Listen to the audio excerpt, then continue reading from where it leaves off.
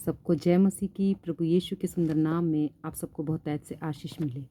मेरे प्रियो भाई और बहनों, आज मैं आपके सामने कुछ बातों को लेकर आई हूँ।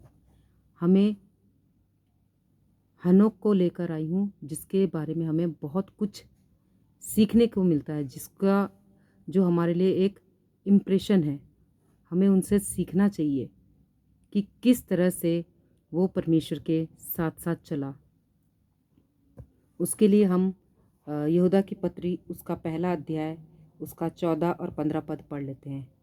JUDA chapter 1 verse 14 verse 15।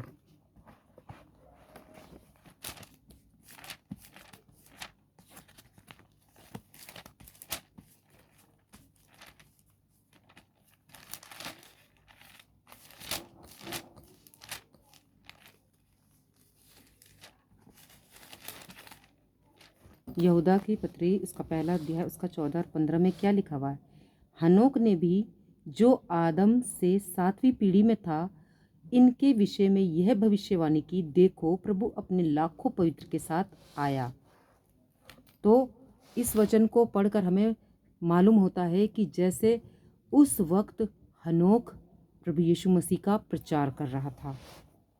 हनोक ने भी प्रभु यीशु मसीह का प्रचार किया कि लाखों पवित्र के साथ आया और सबका न्याय करेगा। इन बातों से वो साफ हमें बताना चाहता है कि वो लाखों पवित्र के साथ में आएगा।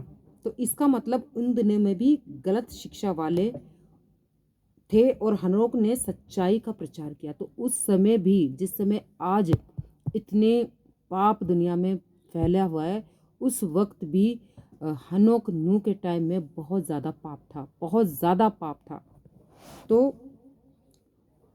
मसीह मंथन उन्हीं शिक्षाओं को लेकर चल रहा है, जो शिक्षा उस वक्त हनोक सच्चाई से, ईमानदारी से प्रभु यीशु मसीह के वचन को सुना रहा था, और आज खरी शिक्षा वाले मसीह मंथन बैठक के हर एक सदस्य उन बातों को सिखा रहा है।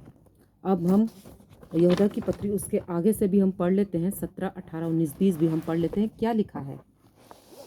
लिखा है, पर हे प्रियो, तुम उन बातों को स्मरण रखो जो हमारे प्रभु यीशु मसीह के प्रेरित पहले ही कह चुके हैं।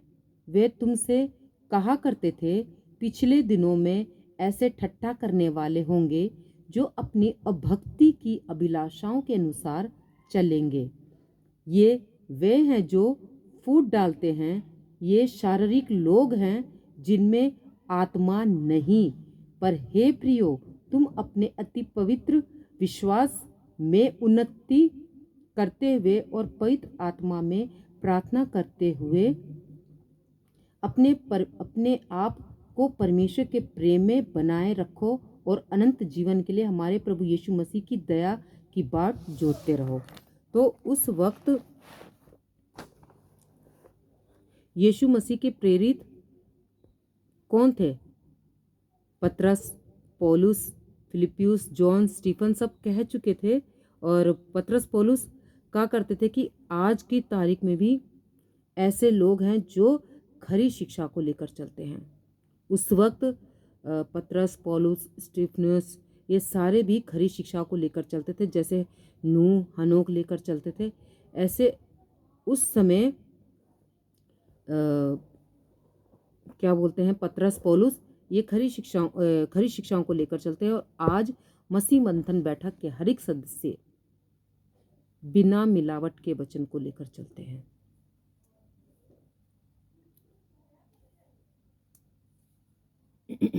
हनोक कहता था एक ही यहोवा है। वो क्या बताता था हमेशा? कि एक ही यहोवा है और उसी को ही प्रसन्न करना, उसकी आज्ञाओं को मानना। तो परमेश्वर ने क्या उसको यूं ही उठा लिया? उसने अपने काम से परमेश्वर को प्रसन्न किया था। तो क्या आप भी उठा लिया जाना चाहते हो? जिस तरह हनोक को उठा लिया गया, उस तरह क्या आप भी चाहते हो कि आपको परमेश्वर उठा ले? तो क्या करना पड़ेगा आपको? परमेश्वर को प्रसन्न करना पड़ेगा। आपका जीवन कैसा है? पाप के क्षेत्र में क्या आप यीशु का काम कर रहे हो, चेला बना रहे हो, प्रचार कर रहे हो, दूसरों को सिखा रहे हो, दूसरों को परमेश्वर की आज्ञा को मानना सिखा रहे हो, बता रहे हो, सुसमाचार सुना रहे हो, है ना? तो बताइए, आप ऐसा कर रहे हो जैसा उस वक्त हनोक करता था? उस वक्त नए नियम में पतरस, पौलुस, स्तिफनुस करते थे। क्या आज की डेट में आप लोग ऐसा कर रहे हो?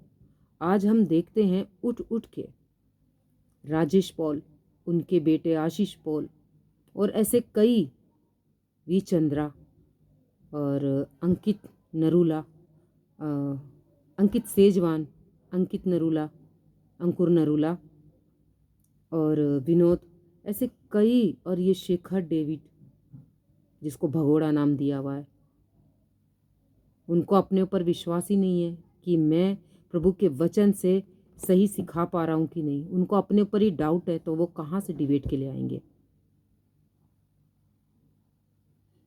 आप सबों को सीखने की ज़रूरत है। वचन का सही ज्ञान होना बहुत ज़रूरी है।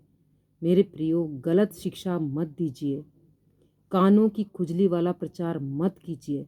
जिस तरह से हनोक ने परमेश्वर को खुश किया, उसी तरह आप भी खुश करना सीखिए, ताकि आप भी रैप्चर में उठा लिए जाओ।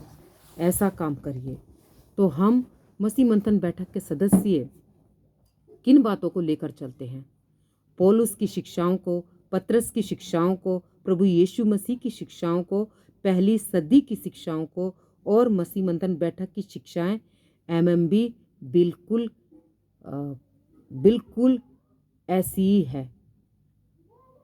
तो हमें इन सब बातों का हमेशा ध्यान रखना है।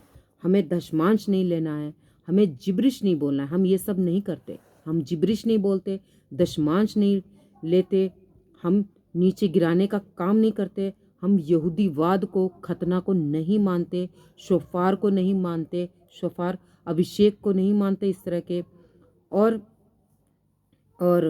प्रेयर टावर नहीं मानते, और अभिषेक आएगा ऐसा हम बकवास नहीं मानते हैं।